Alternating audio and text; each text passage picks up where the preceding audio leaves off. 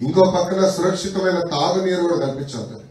పక్కనే కృష్ణమ్మ ఆధారపడి ఉంటారు. వాళ్ళకి ఈరోజు ఉపాధి లేకుండా పోయింది. 3 సంవత్సరాల్లోనే దాదాపు 40,000 మందికి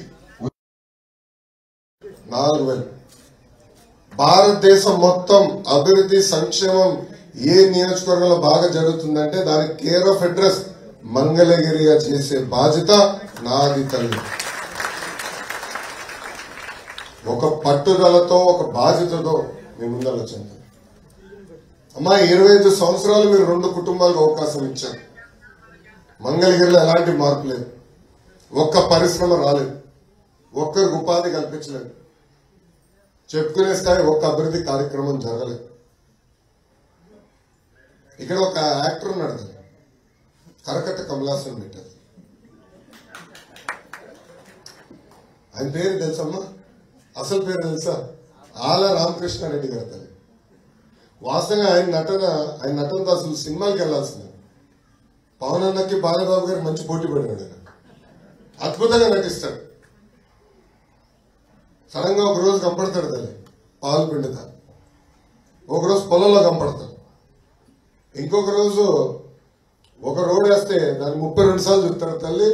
అక్కడ రంగులు పూసి ఈయన స్కేల్ పట్టుకుని వెళ్ళి కొలుస్తాడు తల్లి. చూడండి ఏం నటన.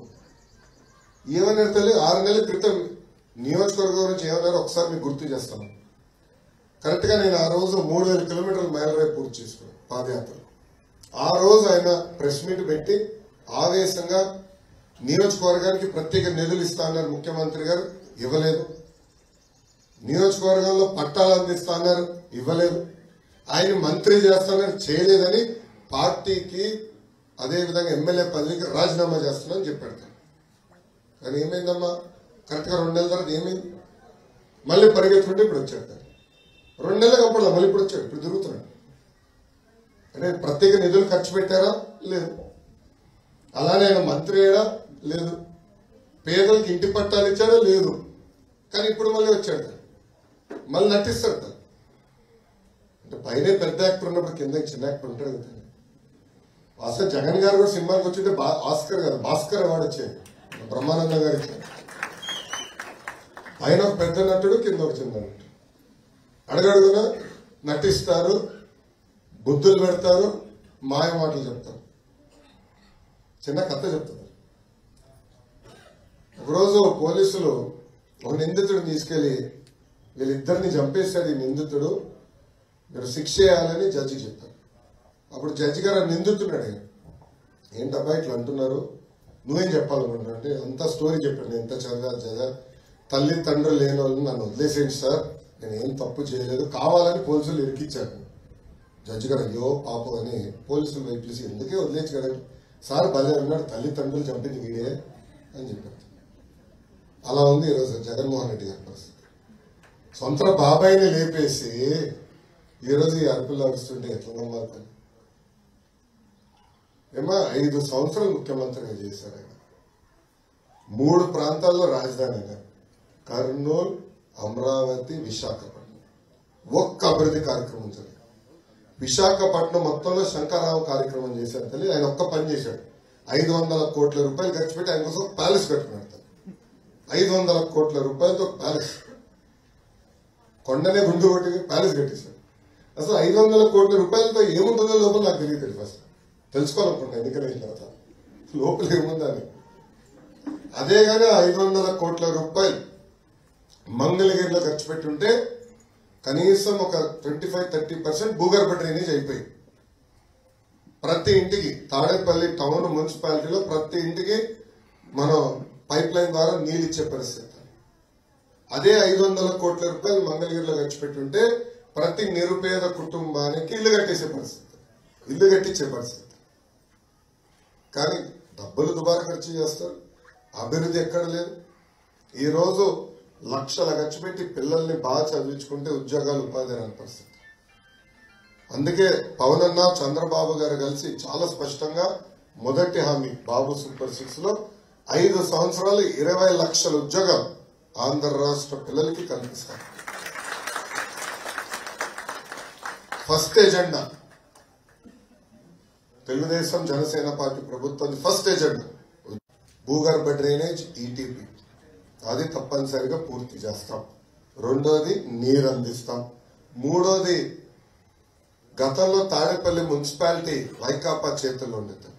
వాళ్ళు అడ్డగోలుగా ట్యాక్సులు పెంచేశారు. అంటే ప్రభుత్వం పైన వ్యతిరేకతనం పెంచేదానికి అడ్డగోలుగా ట్యాక్సులు పెంచారు. ఈరోజు మంగళగిరితో పోల్చితే తాడేపల్లి ఎక్కువ ట్యాక్స్ ఉంది. ఇంత లేదు మంగళగిరి. కావాలని మిమ్మల్ని వేధించడానికి చేశారు తల్లి. సో మన ప్రభుత్వం వచ్చినంటే ట్యాక్సెస్ కూడా రేషనలైజ్ చేయాల్సిన అవసరం ఉంది. తగ్గించే బాధ్యత కూడా మేము తీసుకుంటామని ఈ సభాముఖంగా మీ అందరికి నేను హామీ ఇస్తున్నాను. ఇప్పటికే నేను చాలా ఎక్కువ మాట్లాడుతున్నా. వేధిస్తున్న సమస్య ఈ ప్రభుత్వం ఆ ప్రభుత్వం ఏ ప్రభుత్వం వచ్చినా కూడా న్యాచురల్ రిసోర్సెస్ రాష్ట్రంలో విచ్చలవిడి దోపిడీ జరుగుతుంది. దీనికోసం న్యాచురల్ రిసోర్స్ ప్రొటెక్ట్ చేయడం కోసం ప్రత్యేకంగా ఏదన్నా ఒక సెల్ పెట్టి రాష్ట్రంలో దాని అనుమతితోనే న్యాచురల్ రిసోర్స్ జ్యుడిషియస్ గా యూజ్ చేయడానికి ఏదన్నా ఆలోచన చేస్తుందా ఈ ప్రభుత్వం వస్తే? ఎందుకంటే ఇది ఇలాంటి దుస్థితి మన న్యాచురల్ రిసోర్సెస్ కాపాడండి, దానికి ఒక సెల్ పెట్టండి అనే దుస్థితి ఈరోజు మనకి వచ్చింది. సో ఇప్పుడు కనుక మేలుకోకపోతే ఇక భావితరాలకి కనీసం తాగడానికి నీళ్లు, నుంచోడానికి చెట్టు కూడా ఉండదని నేను కోరుకుంటున్నాను. చంద్రబాబు నాయుడు గారు ముఖ్యమంత్రిగా ఉన్నప్పుడు చాలా సిస్టమేటిక్ గా శాండ్ అమ్మేవాళ్ళు. ఆనాడు ఇసుక ఉచితంగా ఇచ్చేవారు. కేవలం ట్రాన్స్పోర్టేషన్ ఛార్జీలు పెట్టుకుంటే చాలు. ఆనాడు ట్రాక్టర్ ఇసుక 1000 రూపాయలు దాటేది కాదు. ఇప్పుడు అదే ట్రాక్టర్ ఇసుక 5000 అయింది. ఎన్జీటీ ఆర్డర్లు వచ్చినా కూడా ఈ రోజు అడ్డగోలుగా ఇసుక దోచేస్తున్నారు. దానివల్ల భూగర్భ జలాలు తగ్గిపోతాయి. అది ప్రధానమైన సమస్య మన ముందరుంది. పాత ఇసుక విధానం మళ్ళీ మేము అమలు చేస్తాం, కట్టడి చేస్తామని సభాముఖం నేను హామీస్తున్నాను. నంబర్ 1. నంబర్ 2, మీరు గ్రీన్ కవర్ గురించి మాట్లాడారు, చాలా మంచి మాట. బాబు గారు ఆనాడు ముఖ్యమంత్రిగా ఉన్నప్పుడు ఒక పద్ధతి ప్రకారం గ్రీన్ కవర్ పెంచాలనే లక్ష్యంతో పనిచేశాం. భారతదేశంలోనే ఎక్కువ శాతం గ్రీన్ కవర్ ఆంధ్ర రాష్ట్రానికి ఉండాలనేది మా లక్ష్యం. కష్టపడ్డా, తీసుకొచ్చాం. ఈ ప్రభుత్వం ఎర్ర చందన చెట్లు కూడా కొట్టేసింది. ఉండవల్లో కొండలు కూడా, నేను ఇక్కడున్న శాసనసభ్యుడు ఆల రామకృష్ణారెడ్డి గారు అర్ధరాత్రి అడ్డవలు కొట్టేస్తుంది. మా నాయకులు వెళ్ళారు, పోరాడితే తిప్పి మాపైనే కేసు పెట్టారు. ఈరోజు మీకు ఒక శుభవార్త. నేను ఎఫిడవిట్ వేయాలని నేను ఆర్టీఐ వేశాను మా పోలీసులకి. నా పైన ఎన్ని కేసులు ఉన్నాయి.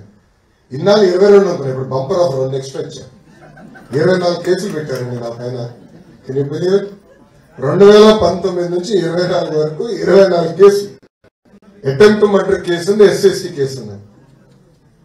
అమ్మా, స్టాన్ఫర్డ్ లో చదివినా నేను. చట్టాలంటే నాకు చాలా గౌరవం. ఒక పదం అటు ఇటు దూరితే మా తల్లి ఇప్పుడు కూడా నన్ను తిరుగుతుంది. కొడుకే కదా, వదిలిపెట్టాను. ఇప్పుడు కూడా నేను వాయించుతున్నాను. 2019 ముందర నేను ఏనాడు పోలీస్ స్టేషన్కి వెళ్ళా. ఇప్పటికి 6-7 సార్లు వెళ్ళా. పోలీస్ స్టేషన్ కాస్త అత్తగారి ఇల్లా ఉంది. అట్లా అయిపోయింది పరిస్థితి. అంటే ఎవరు పోరాడినా కేసు, గట్టిగా నిలదీసి అడిగితే అటెంప్ట్ మర్డర్ ఎస్సీ/ఎస్టీ కేసు అందరి పైన పెడతారు. పవన్ అన్న పైన కూడా పెట్టారు కదా, క్రిమినల్ కేసు పెట్టారు. అంటే అడ్డగోలుగా హెరాస్ చేస్తున్నారు. We have to fight together. Natural resources విచ్చలవిడిగా ప్లండర్ చేస్తున్నారు. బాబు గారు ఉన్నప్పుడు వెరైటీస్ కానీ, అదేవిధంగా క్వారీలు కానీ ఒక సిస్టమేటిక్ గా నడిచారు. డ్రోన్స్ పెట్టేవాళ్ళు ఎంతవరకు తీయాలో అంతే తీయాలనేవారు. కానీ ఈ రోజు వాళ్ళు కూడా ఇబ్బంది పెడతారు. మీరు చూస్తే గ్రావెల్ క్వారింగ్ చేసిన వాళ్ళందరూ మూతపడ్డారు. చిన్న కాంట్రాక్ట్ అందరూ మూతపడ్డారు. సో ఇదంతా స్ట్రీమ్ లైన్ చేయాల్సిన బాధ్యత ఉంది. కేవలం మీరు ఇదొకటే మాట్లాడారు, న్యాచురల్ రిసోర్స్. అన్ని వ్యవస్థల్ని విధ్వంసం చేస్తున్నారు. ఒక జ్యుడిషియరీ తప్ప అదొకటి చేయలేకపోయారు. వదిలేసి అది కూడా చేసేవారేమో. అది తప్ప అన్నిటిపైన దాడి చేస్తున్నారు. అన్ని వ్యవస్థలపై విధ్వంసం చేస్తున్నారు. పోలీస్ తీసుకోండి, న్యాచురల్ రిసోర్సెస్, మైనింగ్ డిపార్ట్మెంట్ అయితే అడ్డగోలుగా చేశారు. రేపు మన ప్రభుత్వం వచ్చిన ఫస్ట్ ఎంక్వైరీ మైనింగ్ లోనే వేయాలి. అయినా అడ్డగోలుగా చేశారు. బుక్ అడ్జస్ట్మెంట్స్ చేశారు. లేని ఇసుక స్టాక్ కింద చూపించేసి అప్పు తీసుకొచ్చారు. గందరగోళం చేశారు ఆ department. So we have to be very firm going far. Thank you. కాదు కానీ విజనరీ ఉన్న నాయకుడు చంద్రబాబు నాయుడు గారు రేపు గవర్నమెంట్ వస్తే ఎక్కడ కూడా ప్రకృతిని ఇప్పుడు ఏంటంటే లాస్ట్ 6 అపార్ట్మెంట్ల ముందు చాలా ఆయన మీద ఉన్న అభిమానాన్ని చూపుకున్నాం. 3 అక్టోబర్ మాసంలో బాంబులకి బాబు గారు భయపడాలి. ఇది పెట్టే కేసు నేను భయపడతాను అంటే చూడండి ఎట్లా బెదిరిస్తున్నారు. ఏం తప్పు చేయని చంద్రబాబు నాయుడు గారిని 53 రోజులు జ్యుడిషియల్ రిమాండ్ పంపించారు. On what case? Skill development అన్నారు. 3000 కోట్ల అవినీతి అన్నారు. తర్వాత 270 కోట్లు అన్నారు. ఇప్పుడు 27 కోట్లు అంటారు. నేను మిమ్మల్ని అందరూ ఆలోచించమంటున్నాను.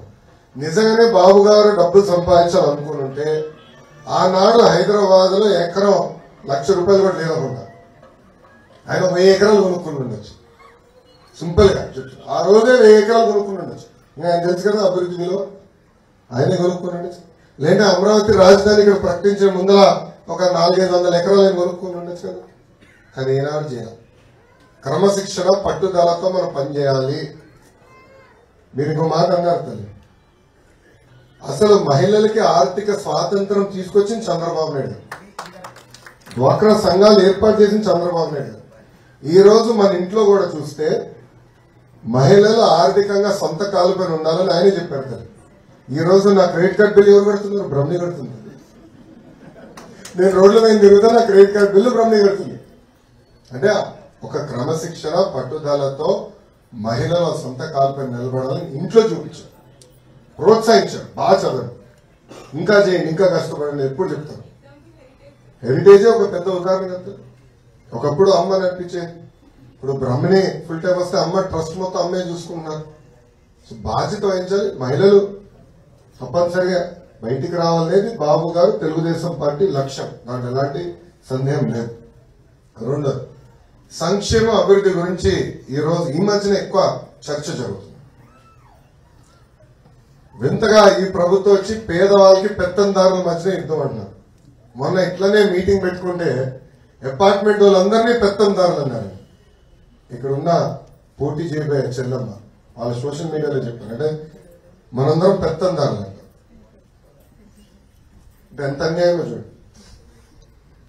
సంక్షేమం అమెరికా లాంటి దేశాల్లో కూడా జరుగుతుంది. సంక్షేమం యూరోప్ లో ఉన్న అనేక దేశాల్లో కూడా జరుగుతాయి. కానీ సంక్షేమ అభివృద్ధి అనేది జోడెద్దుల బండి. అప్పు చేసి బటన్ నొక్కితే ఇప్పుడున్న సమస్యలు వస్తాయి. కరెంటు ఛార్జీలు పెరుగుతాయి, ఇంటి పన్ను పెరుగుతుంది, చెత్త పన్ను పెరిగిపోతుంది, పెట్రోల్ డీజిల్ గ్యాస్ ధర విపరీతం పెరిగిపోతుంది. అదే కానీ అభివృద్ధి చేసి అభివృద్ధి వనరుల్ని సంక్షేమానికి పెడితే ఎకో సిస్టమ్ లో బ్యాలెన్స్ వస్తుంది. బాబు గారు ముఖ్యమంత్రి 5 సంవత్సరాలు ఆ పని చేశారు. సంక్షేమ అభివృద్ధి 2 జోడెద్దుల బండిలాగా ముందుకు తీసుకెళ్ళారు. 2 బ్యాలెన్స్. ఇప్పుడు ఆ బ్యాలెన్స్ తప్పి బాబు గారు ముఖ్యమంత్రి ఉన్నప్పుడు కరెంట్ ఛార్జీలు పెంచలేదు, ఇంటి పన్ను పెంచలేదు, చెత్త పన్ను పెంచలేదు, పంచాయతీలో చెత్త పన్నే లేదు. సో అభివృద్ధి చేశాం, రోడ్లు వేసాం, రాజధాని నిర్మాణ పనులు ప్రారంభించాం. అట్లా అనేక అభివృద్ధి కార్యక్రమాలు అలవాటు చేశాం. ముందు ముందు కూడా అభివృద్ధి సంక్షేమ 2 జోడెద్దుల బండిలాగా తీసుకెళ్లే బాధ్యత తెలుగుదేశం ప్రభుత్వం తీసుకుంటుంది. అమ్మ అన్న ఎన్టీఆర్ ₹2 కిలో బియ్యం తీసుకొచ్చారు, జనతా వస్త్రాలు తీసుకొచ్చారు. బాబు గారు డ్వాక్రా సంఘాలు తీసుకొచ్చారు, దీపం పథకం. మొన్న అయితే దాదాపు 100 సంక్షేమ కార్యక్రమాలు తీసుకొచ్చారు. కానీ బాబు గారి టైంలో 2 బ్యాలెన్స్ చేశారు. అభివృద్ధి సంక్షేమం ఒక బ్యాలెన్స్ అనేసి అది మళ్ళీ తీసుకొచ్చి బాధ్యతను తీసుకుంటాం. తప్పనిసరిగా మీరు చూస్తే మొదటి హామీ 20 లక్షల ఉద్యోగాలు. 20 లక్షల ఉద్యోగాలు తీసుకురావాలంటే రోడ్లు వేయాలి. ఇప్పుడు గుంట్లే ఉన్నాయి, రోడ్లు లేవు. మళ్ళీ రోడ్లు వేయాలా, మళ్ళీ 24 గంటలు కరెంట్ ఇవ్వాలా, కరెంట్ ఛార్జీలు తగ్గించాలా, ఇండస్ట్రియల్ ఇన్సెంటివ్స్ మళ్ళీ పునర్నిర్మాణం చేయాలి. ఇవన్నీ చేస్తేనే మళ్ళీ పెట్టుబడులు వస్తే ఉద్యోగాలు వస్తాయి.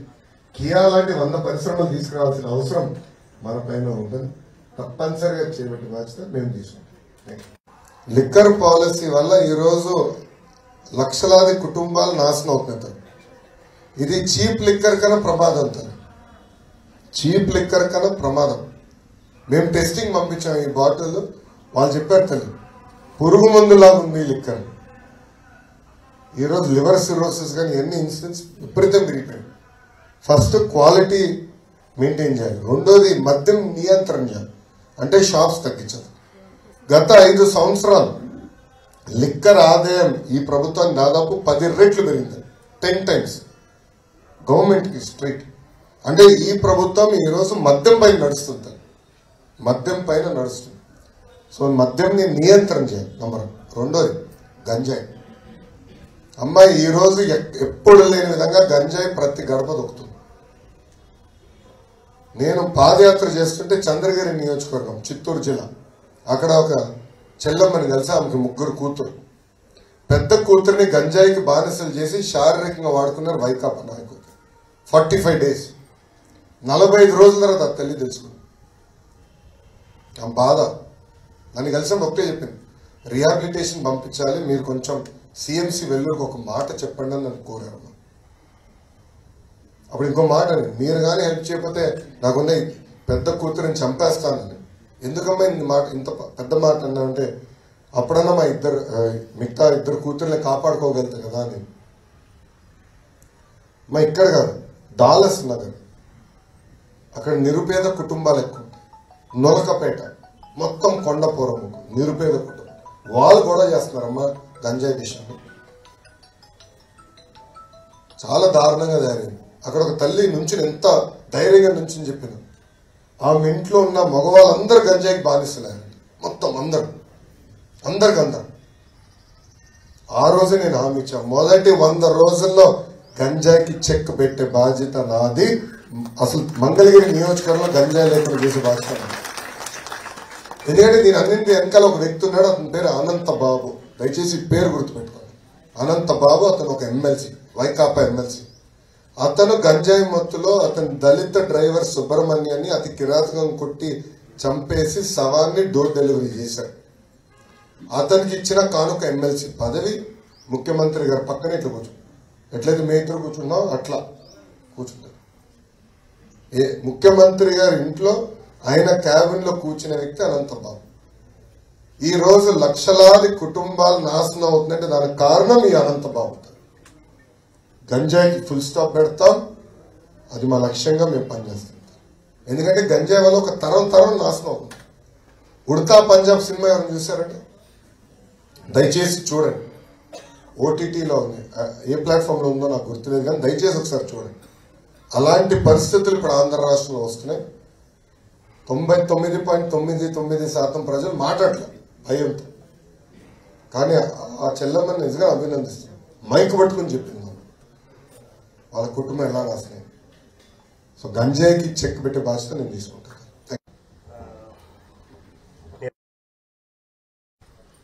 యువతను చూస్తే చాలా అభివృద్ధి పరంగా చదువుకోవాలి, మంచి ఉద్యోగం చేయాలి, చాలా పైకి వెళ్ళాలి, సమాజంలో చాలా గొప్ప పేరు తెచ్చుకొని అందరూ తలుచుకునేవాడు. సో అలాంటి ఇన్స్పిరేషను ఈ రోజులో ఒక 5 ఏళ్ల మట్టో లేకపోతే ఒక చూస్తూ ఉంటే చాలా యువత చాలా విధంగా అన్ని విధాలుగా పాడైపోతున్నట్టు కనపడుతుంది. నాకు ఇంటర్నెట్ సోర్స్ అయి ఉండొచ్చు, లేకపోతే మన సభ్య సమాజంలో చుట్టూ ఉన్న మనుషులు వాళ్ళని చేంజ్ చేస్తూ ఉండొచ్చు. బట్ మన చంద్రబాబు నాయుడు గారు ఎప్పుడు చెప్పే మాట చాలా ఇష్టమైన మాట, అప్డేట్ లేకపోతే మీరు ఎప్పుడు అవుట్డేట్ అవుతారని చెప్పి ఆ మంత్రం చెప్తా ఉంటారు. సో ఆ మాట నాకు చాలా నచ్చిన విషయం అనమాట. సో యువత అసలు అలాంటి విషయాలుగా మన తర్వాత ఉద్యోగం మంచిది కావాలి అంటే మంచిగా చదవాలి, లేకపోతే సమాజంలో ఏమైనా సేవ చేయాలి అనే తలంపు ఎవరికి కలగట్లేదు. సో యువతను మీ విధంగా మీ యువగడం అలా నేర్పింది చాలా మందికి. సో చాలా దగ్గరగా చూసాం, మీ 3000 కిలోమీటర్లు మైలురాయి దాటిన ఘట్టం. సో మీరు చాలా సొసైటీకి చాలా దగ్గరగా అవన్నీ అర్థం చేసుకుని మీరు ఒక డైరీలో రాశారని చెప్పారు. సమాజానికి ఏం కావాలని చెప్పి తర్వాత మీరు ప్రభుత్వం వచ్చిన తర్వాత అవన్నీ అమలు చేస్తారు. సో యువతను కూడా చాలా మీరు ఎంకరేజ్ చేస్తున్నారు విన్నాను. సో ఎంపవర్మెంట్ మీ ట్రస్ట్ ద్వారా కానీ ఎన్టీఆర్ ట్రస్ట్ ద్వారా చాలా పథకాలు చేస్తున్నారు. ఆరోగ్యానికి ఏమేమి అవసరం అని చెప్పి ప్రజల్లో చాలా తీసుకెళ్లాలని. మినిమం ఆరోగ్య సమస్యలు ఎలాంటివి అంటే ఒక బ్లడ్ టెస్ట్ తో అన్ని కూడా సాల్వ్ చేసే ఇష్యూస్ చంద్రబాబు నాయుడు గారు ఫ్యూచర్ లో తీసుకురావాలని అనుకుంటున్నాను విన్నాను. సో అలాంటి ఎంపవర్మెంట్స్ స్టూడెంట్స్ కూడా ఇన్వాల్వ్ చేసి యువతను భాగస్వాములు చేయడం వల్ల, లేకపోతే ఆడవాళ్ళకి ఇప్పుడు ఆంటీ కూడా చెప్పారు. సో ఫ్యూచర్ లో ప్రభుత్వంతో పాటు మనుషులు కూడా మమేకమై చేసే విధానాన్ని తీసుకొస్తే యువత కూడా చాలా ముందుకు వస్తుంది.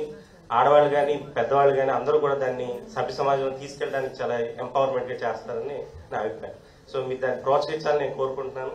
సో ఆ విధంగా మీరు చేయటం వల్ల ఎంతో మందికి సెల్ఫ్ సాటిస్ఫాక్షన్ అనేది వస్తుందని చెప్పి యాజ్ ఎ ప్రొఫెసర్ నేను కూడా పిల్లలు పాఠం బాగా విన్నా చాలా అభివృద్ధిలోకి వచ్చిన నేను అనుకుంటాను వీళ్ళు చాలా ప్రయోజకులు అయ్యారు, చాలా బాగున్నారు అనుకుంటాను.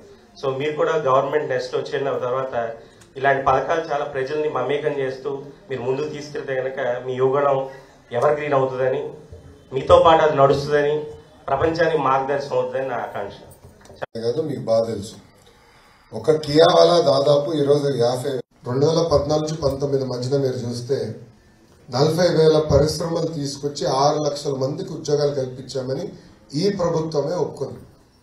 గౌతమ్ రెడ్డి గారి మన మధ్యలో లేరు, కానీ ఆయన ఉన్నప్పుడు మంత్రిగా ఉన్నప్పుడు బతుకున్నప్పుడు ఆయన చాలా స్పష్టంగా చెప్పాడు, కౌన్సిల్లో చెప్పాడు 6 లక్షల మందికి ఉద్యోగాలు కల్పించాం. సో ఆనాడే 6 లక్షల మంది కల్పించాం. ఎందుకు టార్గెట్కి 20 లక్షల మంది కల్పించకూడదు అనేది ఒక లక్ష్యంగా తీసుకుని వీ విల్ డెఫినెట్లీ డెలివర్ అని. దానివల్ల ఆంధ్ర రాష్ట్ర ఎకానమీ 2.5 times పెరుగుతుంది, 2.5 times గ్రోత్ రేట్. తప్పనిసరిగా ఫస్ట్ ప్రయారిటీ జాబ్ క్రియేషన్ మన ప్రభుత్వం. Thank you. బాధితుడిగా తయారయ్యి ప్రజల్లోకి వెళ్తున్నాడు, అది ప్రజలు అర్థం చేసుకోవాలి. ఆ రోజుల్లోనే రామాయణం కాకపోతున్నారు, ఈ పథకాలు ఇస్తున్నాడు, నమ్ముతున్నారు, మోసపోతున్నారు. దీన్ని End of the day, development, farming, there will always be a little bit of fight. Nothing new. ఇక్కడనే కాదు, హిస్టరీ మొత్తం తీసుకున్నది వస్తుంది. That is where irrigation becomes very very important. Development అనేది అనివార్యం. If you have to create jobs, you have to create get companies వస్తే ఇంకా భూమి కావాలి, వాళ్ళు పెట్టుబడి పెట్టాలి. It's a cycle. But high density agriculture క్రమీపంగా వెళ్ళాలి. We are predominant in agrarian economy. Maximum number of jobs get created in agriculture in India. But GSDP contribution one of the lowest agriculture. మీరు ఇతర దేశాల్లో చూస్తే maximum number of jobs are created in services sector and manufacturing sector. So అది మనం పరిగణలోకి తీసుకోవాలి. మూడోది volunteers. Telugu Desam party ఇప్పటికీ చాలా స్పష్టంగా చెప్పింది, వాలంటీర్ వ్యవస్థ కొనసాగిస్తాం. ఇదే సంక్షేమం, మిగతా సంక్షేమ కార్యక్రమాలు ఇంటికి అందించే బాధ్యత మేము తీసుకుంటామని చెప్పాం. కానీ వాలంటీర్లు కానీ గ్రామ సచివాలయం కానీ ప్రజాప్రతినిధులతో అనుసంధానం అవ్వాలి. అంటే సర్పంచ్ అవ్వచ్చు, కార్పొరేటర్ అవ్వచ్చు, వాళ్ళందరితో అనుసంధానం అవుతేనే మెరుగైన సేవలు అందించడానికి అవకాశం ఉంటుంది. So that we will continue. We don't believe in harassment, we don't believe in secret policing. ఇప్పుడు ఈ ప్రభుత్వం ఏం చేస్తుంది, వాలంటీర్స్ని వాడుకుని టీడీపీ ఓటర్ ఎవరు, వైకాపా ఓటర్ ఎవరు అదండి. ఇప్పుడు ఏమైంది, చివరికి ఎలక్షన్ కమిషన్ ఎవరో కంప్లైంట్ చేశారు, వాలంటీర్స్ 2 నెలలు పని చేయకూడదని ఎలక్షన్ కమిషన్ ఆర్డర్ ఇచ్చింది. Why are they using for political gains? ఎందుకు వాడుతున్నారు? సో ఆ కాస్ట్ సర్వే ఇప్పుడు కొత్త చట్టం తీసుకొచ్చారమ్మా, దానికోసం ఏదో హడావుడిగా చేస్తున్నారు. ఇన్నాళ్ళు పట్టించుకోవాలి, ఇప్పుడు చేస్తాం. సో ఈ విధానం తీసుకొచ్చారు, అది స్ట్రీమ్ లైన్ చేసే బాధ్యత మేము తీసుకుంటాం.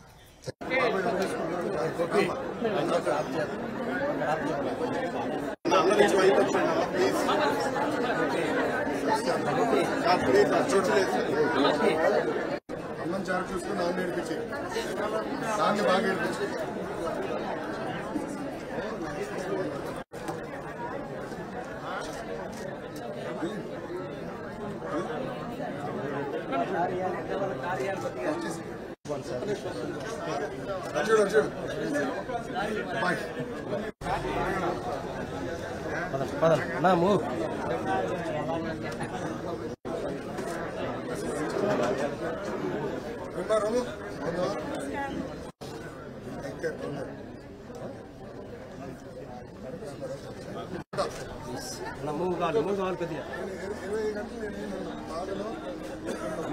బ్యాక్ అమ్మ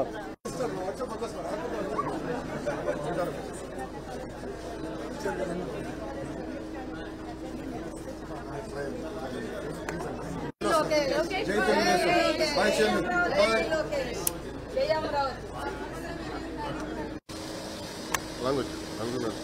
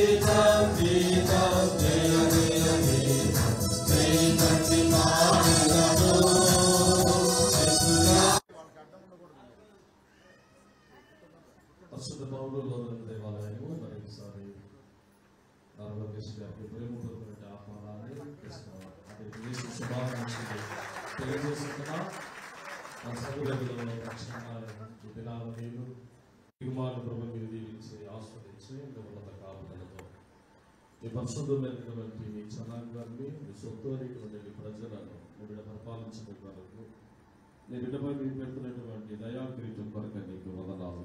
మా తండ్రి నీ బిడ్డని దీవించండి, ఆస్వాదించండి, కావాల్సిన ఆరోగ్యం అనుగ్రహింపజేసి నీ బిడ్డటువంటి దేవుడు వారికి అనుగ్రహించమని మా విమోచకుడు రక్షకుడైనటువంటి క్రీస్తు యేసునామమున వేడుకొంచు ప్రార్థిస్తున్నాము తండ్రి. ఆమేన్. తండ్రి కుమార పరిశుద్ధాత్మ దేవుని నీకు తోడైంది ప్రభు మిమ్మల్ని ఆస్వాదించి విజయాన్ని ప్రభు దయచేయును గాక. ఆమేన్.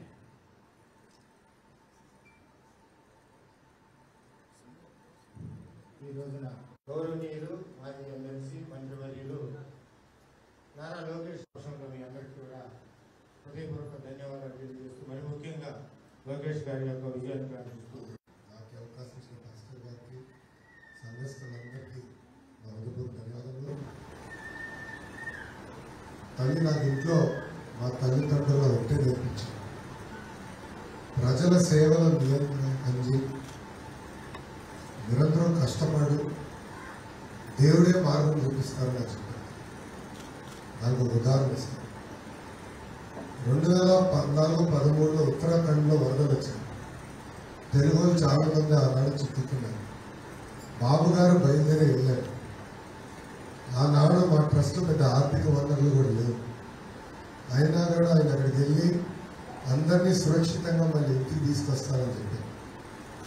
అప్పుడు బాబు గారిని అడిగారు, ఎట్లా చేయాలి సార్, ఇబ్బందులు ఉన్నాయంటే భయపడద్దు, పని చేద్దాం, దేవుడే మార్గం చూపిస్తారు. పని చేసుకుంటూ వెళ్ళాం, దేవుడే మార్గం చేశారు. అనేక మంది దాతలు వచ్చారు, వేలాది మంది రక్షించుకుని మళ్ళీ వాళ్ళ ఇల్లుకి చేర్చుకోండి. గత 5 సంవత్సరాలు కూడా నేను అదే మార్గం ఎంచుకున్నాను. మంచి పనులు చేసుకుంటే వెళ్ళాను, దేవుడే నాకు దారి చూపిస్తా వచ్చాడు. రాబోయే రోజుల్లో కూడా ప్రజల సేవలో ఉండాలనేది నా లక్ష్యం. నియోజకవర్గంలో రాష్ట్రం అంతా సస్యశ్యామలో ఉండాలా, పేదరికం లేని సమాజం ఉండాలనేది నా లక్ష్యం. దానికి దేవుడు మార్గం చూపిస్తారని మీ అందరూ ఆశీస్సులు ఉంటాయని కోరుకుంటూ నాకు అవకాశం ఇచ్చిన పాస్టర్ గారికి హృదయపూర్వక ధన్యవాదాలు చెప్పుకుంటూ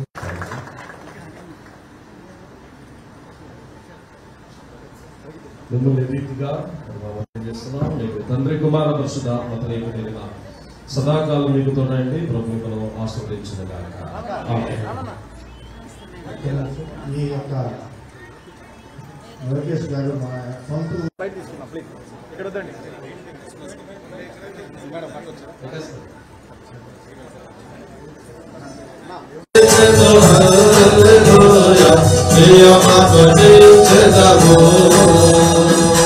अन्ना करता वारल सब